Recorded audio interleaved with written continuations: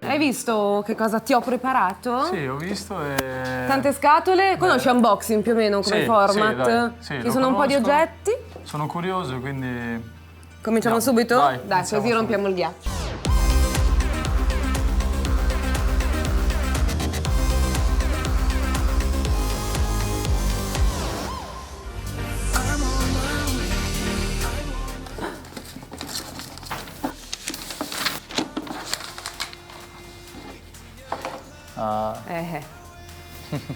Vai, inizia. Il fiocco rosa a casa mia sembra quasi d'obbligo. Ho 3 donne in casa, mia moglie e le mie 2 figlie. E devo dire che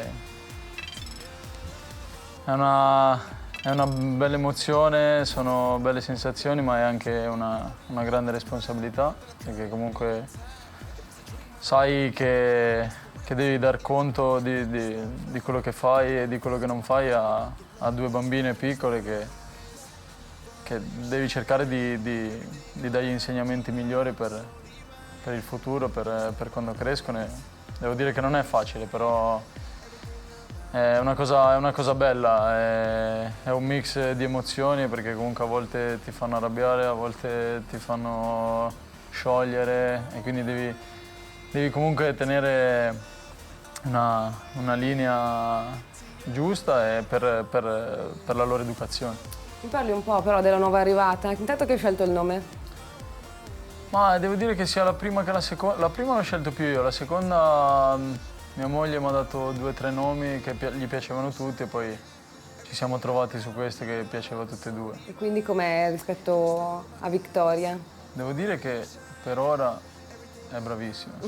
Dorme 4-5 ore, poi mangia, poi ridorme ancora, quindi per ora sembra quasi di non averla.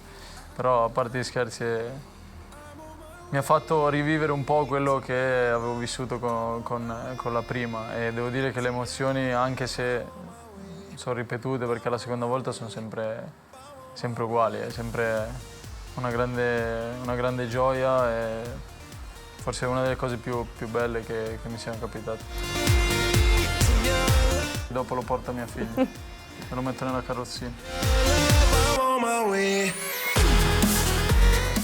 Com'è, leggera? Pesante? No, non è pesantissimo.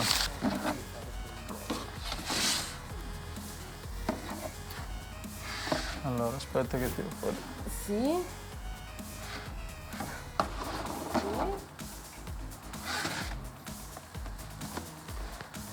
Vediamo.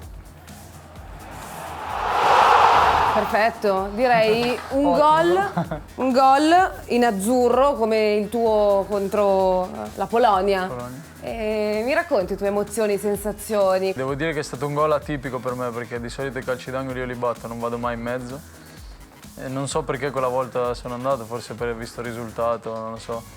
E devo dire che mi sono trovato al momento giusto, al posto giusto, quindi è stata un'emozione veramente bella. Poi abbiamo vinto, e poi era un periodo che poco prima avevamo perso un compagno di squadra, e che lui era un compagno che credeva tanto in me, che mi diceva sempre: un giorno riuscirai ad arrivare in nazionale se continui a lavorare come stai facendo.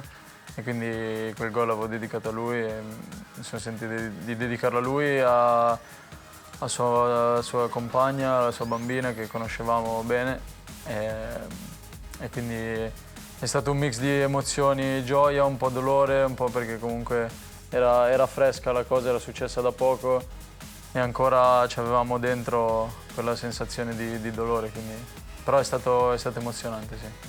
Ti riferivi a Davide sì, Astori. Davide Astori. Qual era il tuo rapporto con lui? No, io avevo un grande rapporto, quando sono arrivato lui era il capitano della squadra, era il più vecchio, e quindi vista la sua personalità era comunque quel ragazzo che era sì il più vecchio, ma si metteva al tuo livello per cercare di aiutarti e di darti consigli che lui poteva darti vista la sua esperienza. Bravo, ma che cura, ma a casa Sì. sistemi anche? Sì, no, devo dire che io sono molto, per le mie cose sono molto preciso. questa Sì. è una scatola speciale. Vedo. Perché è la scatola della membership e dentro qui c'è un oggetto molto speciale. Molto. Apri.